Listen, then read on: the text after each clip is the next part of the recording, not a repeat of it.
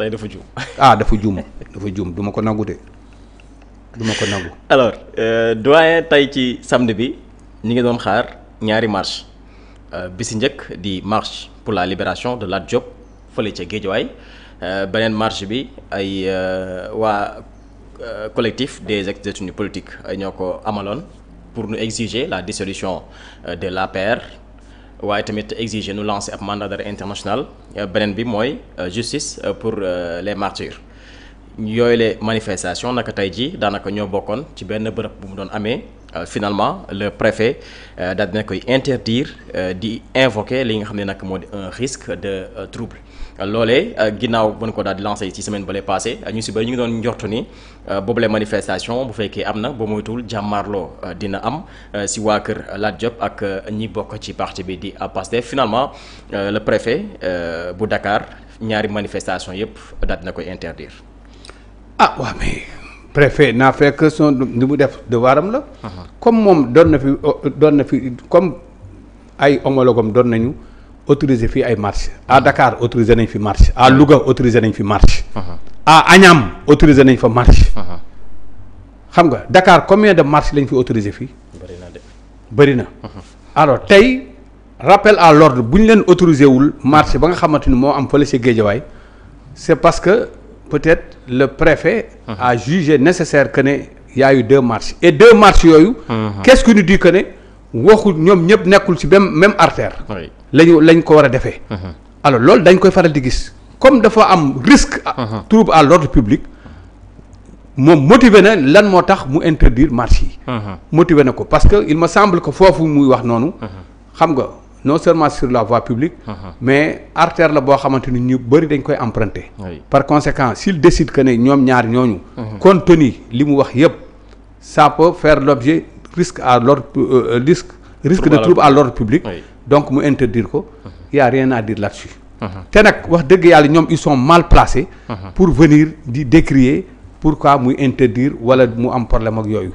waruñu ñoom ils sont mal placés parce que buñ ci ñoom ci seen magistère ñi nga xam ñoo doon demander marche yi ci seen magistère ñoom ñaata marche lañ fa autorisé.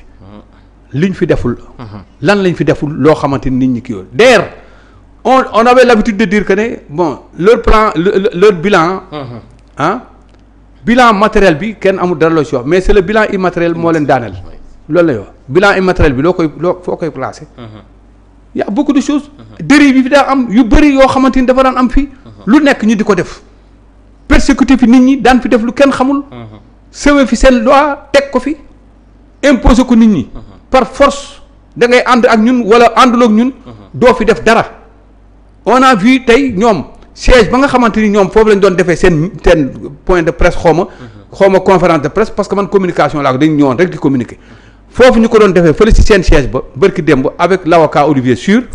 xam nga conférence point de presse bu mel noonu opposition bi en son temps doon na ko bëgg a organiser fële ci siège yu Déthié Fall dañ leen ko bañal dañoo ñëw tëj foofu tëj ko ne du ngeen ko fi defee ak yeneen.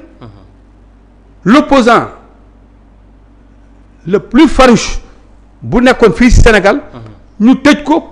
tëj goxam tëj koñ boobu yëpp ne ko doo fi génn te y a aucune notification buy wax ne sur le plan juridique que ne lii la moo tax ñu wax ko ne doo fi génn pendant des mois ba lu mu lekk sax du ko mën a am def nañ ko fi ak yeneen c'est pas eux de nous donner du ñoom ñoo ñuy jox leçon boo xamante ni si la ñu war a mën a jàng le préfet interdire na ko nañu jëlaat beneen jour ñu demandaat autorisation de marche bu ko defee le préfet va juger bu juger ne kii ne ñu autoriser leen ñu marche tranquillement dem boobaak léegi ñu ngi fi marche ba léegi te kenn terewu leen alors bu leen kii arrangé wul ñu bëgg a discuter man am na yenn discussion yoo xam du ma si dugg parce que le préfet ce que l'a dit man lire naa ko li mu wax dëgg la et puis la preuve c'est pas que ñoom rek la interdire dafa interdire ñaari marche yëpp alors kon lan la ñuy bëgg très important alors démb waa Pastef tam doon amal ab conférence de presse pour ñoom it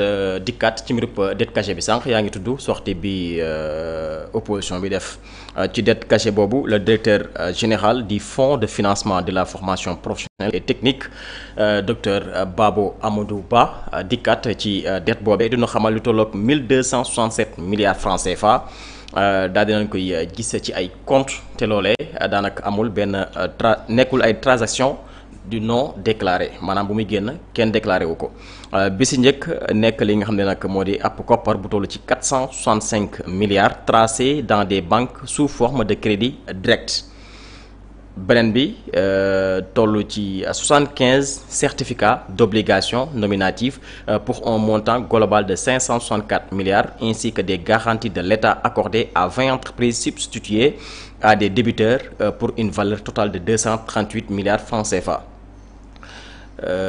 loolee yëpp ban ko xaymaa mu toll ci 1267 milliards ci ay transactions yoo xam ni non déclarées jaarul ci assemblée nationale loolu it nekk ab bor bu nu génnee nëbba ko li nga xam ne nag moo di askanub Sénégal. ah waaw mais xam nga chaque jour ça c'est le docteur qui moo ko wax. mooy te léegi mi ngi ci rapport bu Cour des comptes. waaw mi ngi ci rapport du Cour des comptes. xam nga moo tax bon le gouvernement aussi doit communiquer davantage sur beaucoup yenn kii xam nga sànq maa lay wax ne chaque jour que Dieu fait. ngay gis lu bees loo xamante ni askan bi da koy yëg mais malheureusement ñii à chaque fois. que ñu génn ñoom it ñuy jéem a créer contre-feu. indi loo xamante ni bëgg ko imposer nit ñi pour ñu di ci waxtaan. alors que li ëpp importance pour ñu war ko mën a waxtaanee lu ëpp importance pour askan bi xam ko. duñ ko xam nga démb am na ñu commencé critiquer di wax ne les cadres de Pastef. sortie bi ñu def pour lan la. ak lan la ñu war a wax lan la ñuy leeral mais parce que il a fallu ñëlee def sortie ñoom it aussi ñu génn pour def sortie. xam nga. man ñaar yëpp dama koy placer ci cadre politique. ñële c'est des politiciens encagoulés ñoo doon génn def communication ñii aussi génn def communiqué génne mais ci biir wax ji kii nga xamante ni moom financier la. li mu wax nit mun na ci dut baaraam. lu leer la dafa génnee ay chiffres. wax carrément li am expliquer ko. selon tel et tel ñëpp dégg. am na lu ma ci gën a lu ma yéem nag dem na ba ne même si dette cachée bi en 2026. boo koy xayma ba ci biir ak yooyu.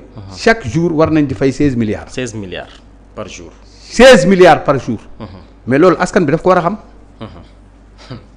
waaye bor bi doy na waar rek. daf ko war a xam pour ñu xam fan la ñu toll ñun. fan lañ toll. ak l'ancien régime bi nga xam moo fi nekkoon. askan bi daf ko war a xam pour que ñu mën a xam ni ñii normalement waratuñ sax di wax fii ci réew mi xam nga yooyu yëpp lu askan bi war a xam la. il l'a dit hier lu doy waar.